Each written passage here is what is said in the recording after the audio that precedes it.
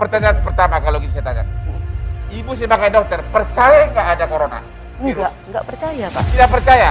Oke. Orang sehat dikejar-kejar, diurusin, dicari-cari pakai alat.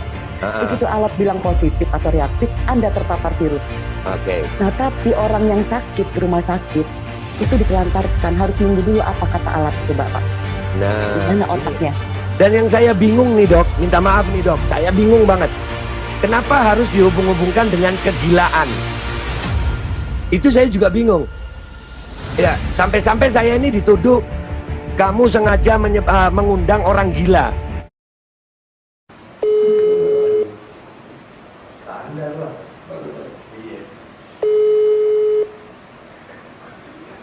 Pak Hasan, ngapunten, Pak Hasan gimana kabarnya? Alhamdulillah baik. Alhamdulillah baik. Bu sehat ya Bu. Mbak Gina Vita. Iya, alhamdulillah sehat.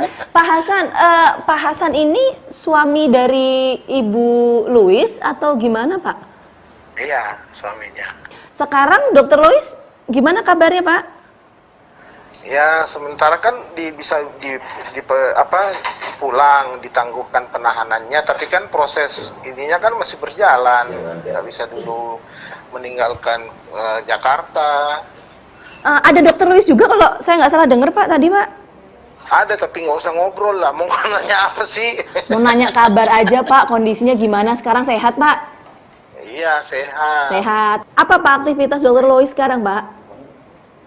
Seharian ya itu dia tanganin orang-orang yang minta tolong, yang kena ya OT orang yang kena orang tanpa gejala COVID, ya dia bantu pakai suplemen aja yang umum yang dijual di tempat-tempat seperti online dia kan basicnya dokter anti-aging hormon.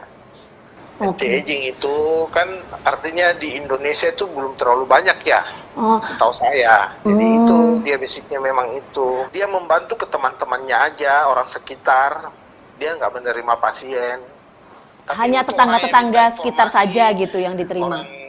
Iya, tapi kan dia meneliti obat-obatan ini. Ya namanya peneliti kan tidak menggugurkan dia sebagai seorang dokter kan, peneliti. Oke. Tapi status di Ikatan Dokter Indonesia gimana, Pak? Iya, katanya siapa itu Dokter Adib ya, saya dengar. Dia tadi malam itu di TV One kan, ditanya sama si Mbak Caca itu kan, masalah status, masalah ini, dia bilang ya dia tidak menregistrasi, dia tidak membayar iuran, dia harusnya dari Tarakan pindah ke Jakarta gitu. Oh gitu. Itu belum dilakukan karena mungkin kesibukan, terus tahun lalu juga kan bapaknya meninggal. Itu memang kan ada terindikasi kolesterol yang tinggi. Jadi posisi kita ya waktu bapaknya kena stroke itu, kami di Jakarta, orang tuanya di Tarakan. Tapi waktu setelah bapaknya kena itu, Dr. Royce pergi jemput, dia tanganin bawa ke apartemen kami di Jakarta. Dirawat bapaknya yang akhirnya tidak bisa jalan, dia rawat dia, namanya kan dia dokter. Akhirnya bapaknya bisa jalan, udah 6 bulan, 7 bulan, udah ini pulih kembali, dibawa ke Tarakan sama adiknya, dilanjutin ke sana. Kalau tanggapan Bapak, Pak Hasan selaku suami Dr. Louis seperti apa kalau mendengar pernyataan dari sejumlah pihak mengatakan ada yang bilang mengalami gangguan jiwa lah dan lain sebagainya? Ya, itu kan pernah teman-temannya itu sama dokter itu, sama alumni pernah datang ke apartemen. Saya itu tinggalnya di dekat TV One loh. Oh, oke. Iya, dia itu datang nanya masalah Dokter Royce itu ada ini enggak sih, kelainan sih? Enggak, saya bilang enggak. Kalau ada teman-temannya ya teman kayak keluarga lah, mau terapi hormon. Kan kalau hormon nggak perlu tindakan Mbak kita ya. Ya, kan dia juga dokter kecantikan, dia juga ahli tanam benang, akupuntur, filler, botok. Kan dia udah pelajari semua itu. Oke, Pak Hasan, gini Pak Hasan, saya ingin minta konfirmasinya gini. Ini kan saya sempat nih membaca ada surat keterangan terbuka dari pihak keluarga yang mengatakan bahwa Dr. Louis ini memang mengalami beberapa kejadian yang bisa dibilang cukup berat. sehingga disebutkan bahwa ini mengganggu atau mempengaruhi mental psikis yang bersangkutan. Gimana itu, Pak? Ya itulah yang saya bilang, itu kan berita hoax. Kan saya udah terima waktu sehari dia terperiksa di mana, di Polda. Saya dapat postingan begitu, tapi saya kan belum mendalami. Jadi begini, jadi setelah saya suruh telusuri nomor telepon tersebut, orang itu menghubungi saya rekam kok, ada rekamannya sama saya.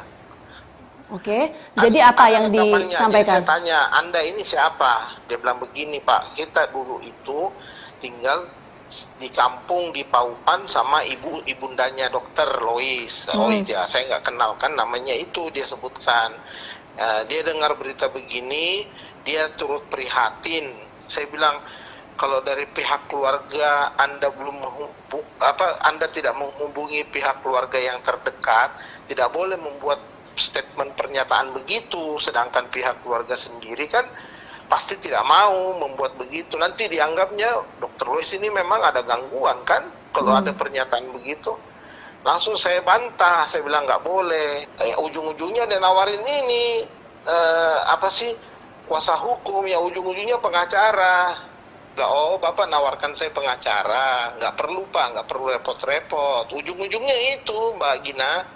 Oke, itu tadi yang keluarga membantah ya Pak ya, mengenai adanya tanggapan atau ungkapan yang disampaikan oleh sejumlah pihak bahwa Dr. Lois ini mengalami gangguan jiwa dan lain sebagainya begitu ya. Artinya selama ini kalau komunikasi dengan Dr. Lois lancar-lancar aja ya Pak ya?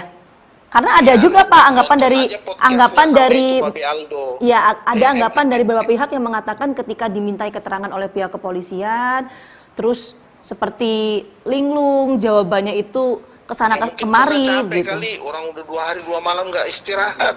Coba Mbak Gina ditanyain begitu, pasti pusing lah Mbak. Saya aja datang ke situ aja udah capek. Saya lihat dia minta dibawain apa sih, selimut. Kan dia istirahatnya di musola, di lantai tidur begitu.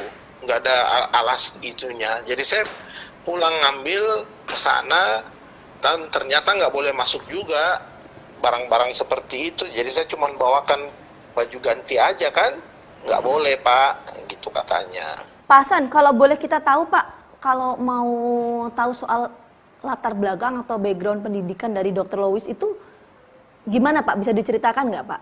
Tahunnya saya dari UKI. Oh, kuliahnya di UKI. Tahun berapa? Dilantik dokternya apa sih? 2005 kayaknya. Oke, kalau gitu Pak Hasan sebetulnya ini kita pengen loh Pak ngobrol sama Dr. Lois, ngobrolnya kayak gini Pak, nggak ngebahas soal kasus. Itu ya sekali lagi saya tekankan, sudahlah, itu ranah polisi, biarkanlah polisi yang kemudian bekerja, memproses kasus hukum ini. Artinya kita memang pengen mengenal dekat sosok dari Dr. Lois ini seperti apa gitu Pak. Ini dia lagi tidur. Nanti kalau dia udah rest atau gimana, dia udah kan berapa hari ya nggak tidur ya. Iya Pak, tadi Pak Hasan cerita sampai 2 hari ya di... Bisa ngelantur nggak jawabannya Mbak? Mbak udah ngantuk-ngantuk ditanya bisa. Normal nggak? Saya bilang sama penyidik, Mas, lu coba 2 hari gua tanya lu A, B, C, D, pasti lu juga pusing. Iya sih Pak, benar. Iya. Udah kan begitu, dia juga manusia.